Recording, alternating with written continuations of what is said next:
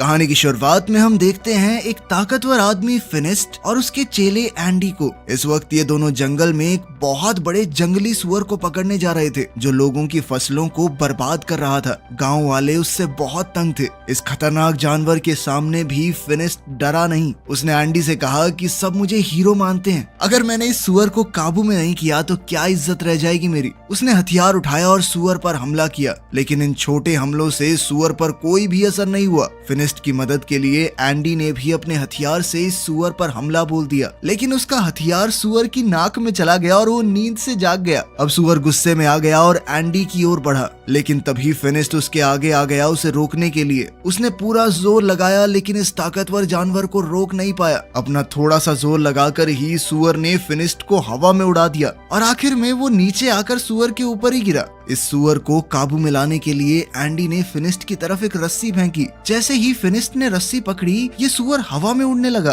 फिनिस्ट ने रस्सी को इस सुअर के दोनों पंखों और उसके सींग में बांध दिया, जिससे वो सुअर फिनिस्ट के काबू में आ गया और फिनिस्ट उसे अपने हिसाब से उड़ाने लगा। जल्द ही वो उसे उड़ाते हुए गांव में ले गया। जब गांव वालों ने देखा कि इतने बड़े जानवर को भी फिनिस्ट अपने इशारों पे नचा रहा है, तो सब लोग उसके नाम की जय जयकार करने लगे। इन्हीं लोगों के बीच बाबा यागा नाम की एक जादूगरनी भी है। उसने फिनिस्ट से कहा कि अगर तुम इतने ही ताकतवर हो तो साबित करके दिखाओ। उसके घर के आगे एक बड़ा पत्थर पानी को रोक रहा है, तो उसने फिनिस्ट को पत्थर वहां से हटाने की चुनौती दी। फिनिस्ट ने कहा कि मैं बहुत बड़ी बड़ी मुसीबतों का सामना कर चुका हूँ, और जादूगरनी ने उसे ये छोटा सा चैलेंज दिया है। वो अपनी बहादुरी के किस्से सुनाने लगा। याका ने कहा कि जब तक मैं अपनी आंखों से नहीं देखती मैं नहीं मानने वाली। ये सुनकर अब सब लोग हंस पड़े। फिनिस्ट गुस्से में अपने घर चला गया। उसे याका पर बहुत गुस्सा आ रहा था, क्योंकि अब उसकी बहादुरी की तारीफ करने की बजाय लोग उसका मजाक उड़ा रहे हैं। अब वो अपनी ताकत को सबके सामने साबित करना चाहता था, जिससे लोग फिर से उसकी वाहवाही करने लगे। एंडी ने सलाह दी कि ऐसा करने का एक रास्ता है। सामने जो टावर है ना, ऐसा माना जाता है कि वहाँ एक राक्षस ने एक बेहद खूबसूरत लड़की को कैद कर रखा है, और वो लड़की एक राजकुमारी है। अगर तुमने उस राक्षस को मारकर राजकुमारी को आजाद कर दिया तो पूरी दुनिया में तुम्हारा नाम गूंजेगा। फिनिस्ट ने तय कर लिया कि वो इस राक्षस से जरूर लड़ेगा। रात होते ही फिनिस्ट और एंडी उस टावर की ओर निकल पड़े। वहां पहुंचकर उसने देखा कि यहाँ पहले से ही कुछ योद्धा इस राक्षस को हराने आए थे, लेकिन वो लोग मशहूर होने यहाँ नहीं आए। वो तो राजकुमारी को बचाकर उससे शादी करना चाहते हैं। उन सब ने फिनिस्ट से पूछा कि अगर उन्होंने मिलकर राक्षस को हरा दिया तो राजकुमारी किसे मिलेगी। इस बात पर फिनिस्ट ने कहा कि मुझे नहीं चाहिए ये राजकुमारी, मैं तो बस यहाँ पे नाम कमाने आया हूँ। अलग जाकर फिनिस्ट ने एंडी को बताया कि वो उस राक्षस को अकेले मारना चाहता है, इसीलिए वो सुबह का इंतजार नहीं करेगा। ये कहकर वो टावर के अंदर खिड़की से चला गया। वहाँ पहुँचते ही फिनिस्ट को वो खूबसूरत राजकुमारी मिली। उसने फिनिस्ट से कहा कि क्या तुम भी मरने के लिए आए हो। फिनिस्ट ने कहा कि मैं तुम्हें बचाने आया हूँ। ये सुनकर लड़की भाग के अंदर चली गई। उसे रोकने के लिए फिनिस्ट ने उसका हाथ पकड़ लिया। राजकुमारी ने अपना हाथ छुड़ाया और एक पिलर के पीछे चली गई। तभी पीछे से एक सांप ने फिनिस्ट पर हमला कर दिया। फिनिस्ट इस सांप से लड़ने लगा। तभी फिनिस्ट को समझ आया कि ये कोई आम सांप नहीं है, बल्कि उस राक्षस की पूंछ है जिससे लड़ने वो यहाँ आया है। ये देखकर उसने पहले तो राक्षस पर खूब हमले किए,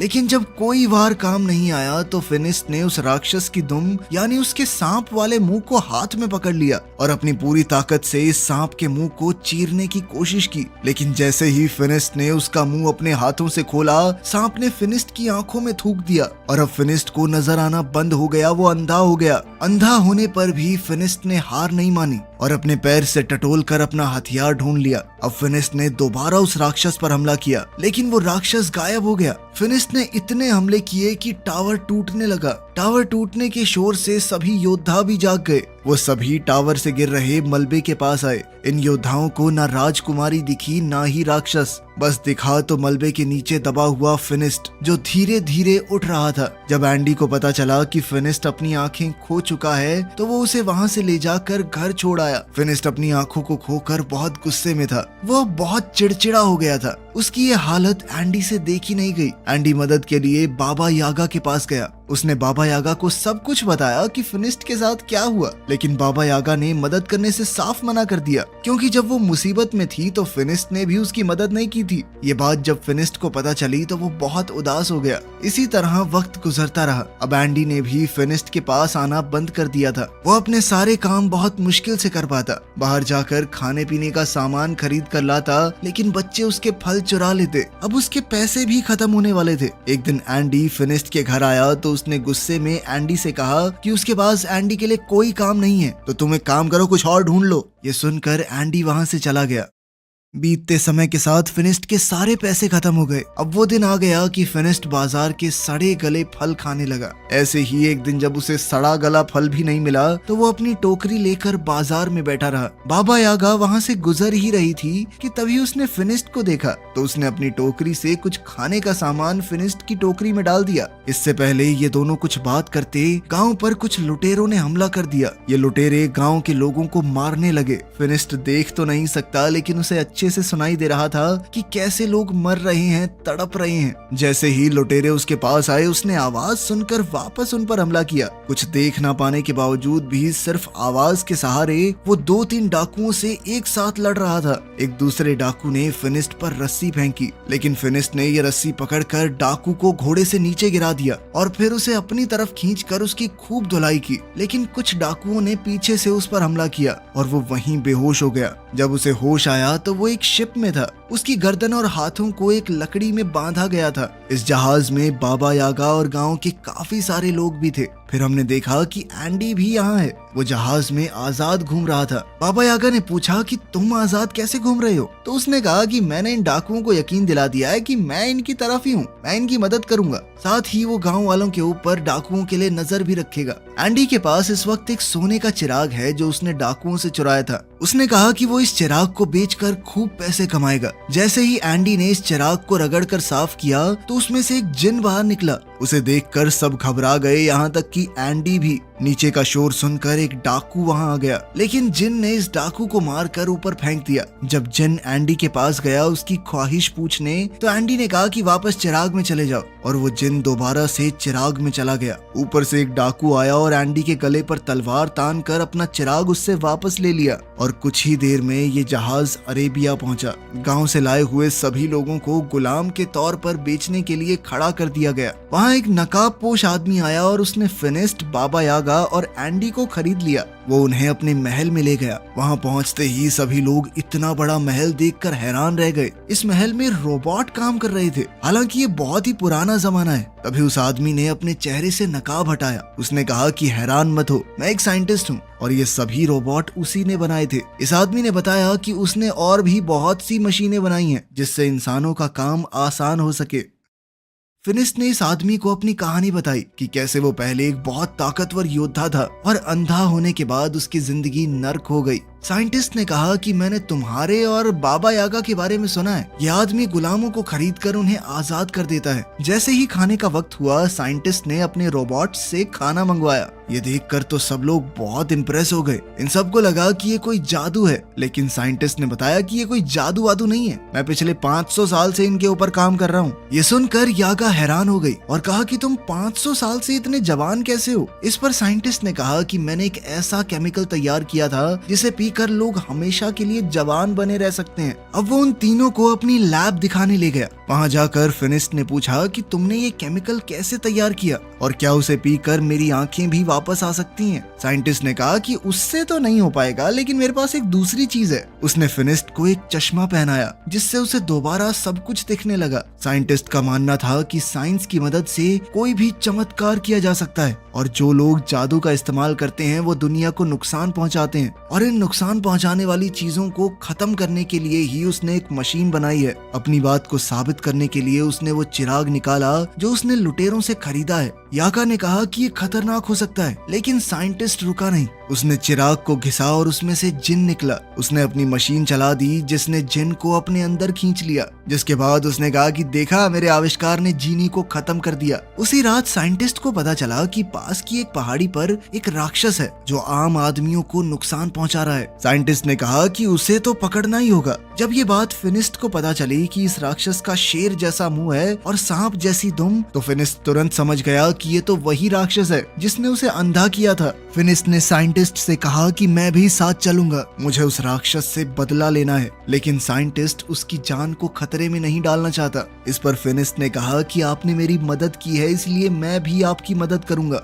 इसके बाद साइंटिस्ट ने फिनिस्ट को एक गैजेट दिया जिसे अगर राक्षस के पास रखा जाए तो वो खुद ही उसमें कैद हो जाएगा। रात को बाबा यागा इस साइंटिस्ट की लैब में घुस गई। वो यहाँ से उस केमिकल को पीना चाहती थी ताकि वो भी हमेशा जवान रहे, लेकिन साइंटिस्ट ने उसे पकड़ लिया और कहा कि अगर तुम लोग राक्षस को लाने में कामयाब हो गए तो मैं खुद ही तुम्हें उस केमिकल का थोड़ा हिस्सा दे दूंगा। अगले दिन जब वो सभी लोग जाने के लिए तैयार हुए तो साइंटिस्ट ने उन्हें अपनी स्पेसशिप दिखाई जिसकी मदद से वो वहाँ बहुत जल्दी पहुँच सकते हैं। उसने उन सबको उसे चलाना सिखाया। जाने से पहले साइंटिस्ट ने कहा कि मुझे वो राक्षस जिंदा चाहिए। साइंटिस्ट ने फिनिस्ट के हथियार को भी बेहतरीन बना दिया था। अब उसमें एक बटन था जिसे दबाते ही वो सब किया जा सकता है जो एक मामूली हथियार पहले नहीं कर पाता। अब उन्होंने उस उड़न तश्तरी में बैठकर अपना सफर शुरू किया और जल्द ही ये लोग उस पहाड़ी पर पहुंच गए जहां वो राक्षस है। काफी देर तक ढूंढने के बाद आखिरकार फिनिस्ट को उस राक्षस के पांव के निशान मिल गए। वो निशान एक गुफा के अंदर जा रहे थे।